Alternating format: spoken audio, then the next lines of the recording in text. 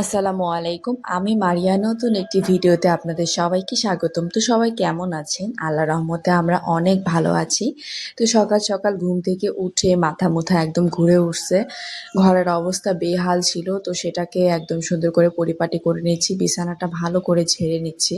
বাচ্চারা রাত্রেবেলা খেলছে, উল্টাপাল্টা করছে, তো রাত্রে আর কিছু করা হয়নি। সকালে উঠে এসব করে নিচ্ছি। আর প্রত্যেকটা দিন প্রত্যেকটা নিয়মে শুরু হয়। তো এখন টেবিলটা সুন্দর করে একদম পরিষ্কার করে নিচ্ছি, মুছে মাছে সব কিছু ঠিক করতেছি। তো এর উপরে উঠে সব কিছু জিনিসপত্র একদম নিচে ফেলে দেয়।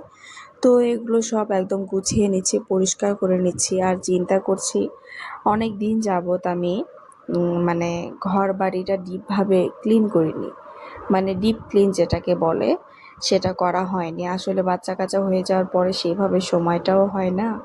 আর ব্যস্ততা, কয়েকদিন ধরে খুব ব্যস্ততা যাচ্ছে।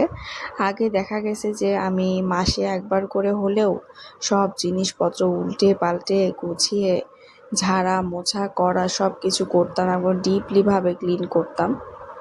কিন্তু ইদানিং বাচ্চারা হয়ে যাওয়ার পরে সেভাবে আর হয় না।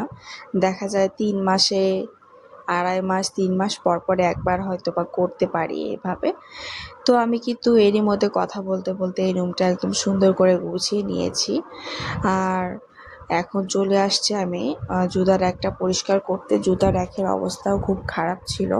তো জুতার র্যাকটা আমি সুন্দর করে পরিষ্কার করে নিলাম। উপরে যত জিনিস ছিল সেগুলো সব মুছলাম, সব কিছু সুন্দর করে রেখে দিলাম। আমি কিন্তু প্রতিদিনই এই কাজগুলো করি। তো তারপরও একটা হয় না, ভেতর দিয়ে সব কিছু পরিষ্কার করা, র্যাকের ভেতরে, টেবিলের ভেতরে, ওইটাই অনেক দিন যাবৎ হচ্ছিল না। তো চিন্তা করছি করব। আর যেটাই করি আপনাদের সাথে অবশ্যই শেয়ার করব। আর এখানে থালা বাসন কিছু ধোয়া ছিল, সেগুলো রেখে দিলাম, যেটা যেখানে রাখা দরকার। আর একটা বাসন ধোয়ার ছিল, সেটা নিয়ে গেলাম। আর এখানে রান্নাঘর রাস্তার সাইডে, তো রান্নাঘরে কিছু ধুলা পড়েছিল, সেগুলো পরিষ্কার করলাম। মশলাদানির উপরে ওগুলো পরিষ্কার করে আমি চলে এসেছি চুলায়। তো চুলাটা একটু ভেজা কাপড় দিয়ে পরিষ্কার করে নিলাম। আর নিচে উপরে সব কিছু একদম সুন্দর করে চকাচক করে নিচ্ছি। তারপরে চলে যেতে হবে একদম সরাসরি রান্নায়। আর আপনারা আমাকে জানাবেন যে আমার ভয়েসের ভিডিওটা আপনাদের ভালো লাগে না সরাসরি ভিডিওটা, অবশ্যই এটা কমেন্টে জানাবেন। তারপরে আমি এখানে কিন্তু নুডলস উঠিয়ে দিয়েছি বাচ্চার জন্য, তারপরে ভাত উঠিয়ে দিয়েছি। আর এখানে ভেজে ভর্তা করব, পটল, আলু, পেঁয়াজ, মরিচ, রসুন বেশি করে দিয়ে, আর একটু লবণ, একটু হলুদ কালারের জন্য দিয়ে আমি এটাকে সুন্দর করে ভেজে নিয়েছি। এখন এটাকে আমি একদম ভর্তা করে নিব। এইভাবে কে কে ভর্তা করে খান অবশ্যই কমেন্টে জানাবেন। আর কিন্তু অনেক মজা হয় ভাবে ভর্তাটা। আর এখানে আমি বড় মাছের পেটি দিয়ে চচ্চড়ি করে নিলাম। তো আমার চচ্চড়িটা কিন্তু হয়ে গিয়েছে, আর ভর্তাটা আমি পিষিয়ে নিয়েছি। তো দুইটা আমার খাবার রেডি একদম দুপুরের জন্য, একদম অল্প করে রান্না করেছি।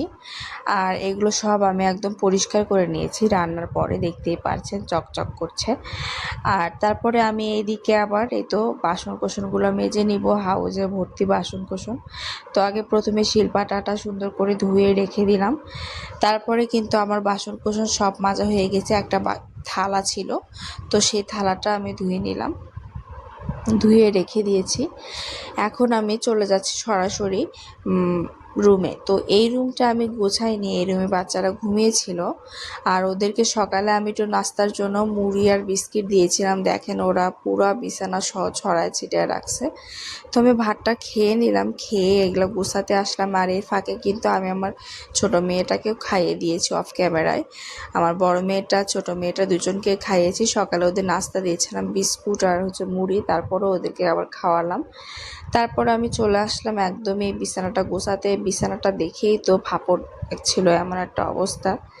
তো সুন্দর করে বিছানাটা একদম ঝেড়ে ঝুড়ে গুছিয়ে নিচ্ছি। আর আমি চাদরটা কালকেই চেঞ্জ করেছি, ওই জন্য আর কিছু করলাম না। সরি, পরশুদিন চেঞ্জ করে এসেছিলাম, ওই জন্য আমি আর কিছু করলাম না। তারপর আমি সব কিছু ঝেড়ে ঝুড়ে একদম সুন্দর করে গুছিয়ে নিলাম।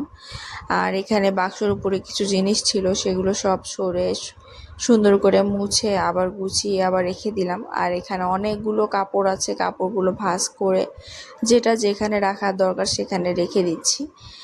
আর আমার ভিডিওটিতে আপনারা অবশ্যই সাবস্ক্রাইব করবেন, লাইক করবেন, আমাকে সামনে এগিয়ে যাওয়ার জন্য আপনারা উৎসাহিত করবেন। প্লিজ আমাকে সাপোর্ট করবেন।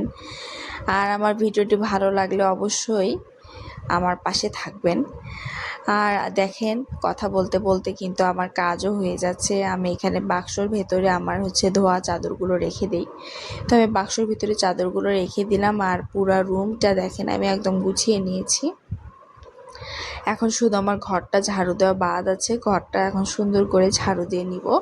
তার আগে আমি বাচ্চাদের জন্য একটু ডিম সেদ্ধ তুলে দিচ্ছি, 2টা ডিম। তো 2টা ডিম সেদ্ধ তুলে দিয়ে আমি বসেছিলাম না, আমি কিন্তু বাচ্চাদের গোসল করিয়ে দিয়েছি, করিয়ে ওদেরকে আবার ডিমটা খাইয়েও দিয়েছি। দিয়ে আমি ঘরটা ঝাড়ু দিয়ে নিচ্ছি। আর ওই কাজগুলো আমি অফ ক্যামেরায় করে নিচ্ছি। ঘরটা ঝাড়ু দেওয়া হয়ে গিয়েছে আমার প্রায়।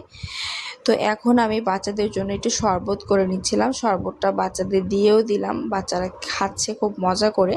তো ওদেরকে শরবত দিয়ে আমি এখানে ঘর মুছতে চলে আসলাম। ভাবলাম ছোটো মেয়েটাকে ঘুমিয়ে দেবো, কিন্তু ও ঘুম আসতেছিল না।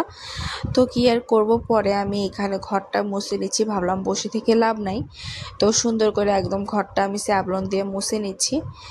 আমি সপ্তাহে 2বার করে ঘর মোছার চেষ্টা করি, যে 2বার করে হলেও ঘরটা মুছবো। কেননা ছোট বাচ্চা আছে, তো সব সময় পরিষ্কার পরিচ্ছন্ন থাকাই ভালো। তো ঘর মুছে আমি গোসল করে একদম বের হয়ে এসে পাপোশটা পেরে দিলাম। আর এখন আমি দেখি বাহিরে প্রচণ্ড বৃষ্টি হয়েছিল আমি যখন বাথরুমে ছিলাম তখন। তো ভালোই লাগছিল দেখতে। আর আমার ভিডিওটি ভালো লাগলে অবশ্যই আমার পাশে থাকবেন, আমাকে সাপোর্ট করবেন। আর এই পর্যন্তই আজকের আমার ভিডিওটি।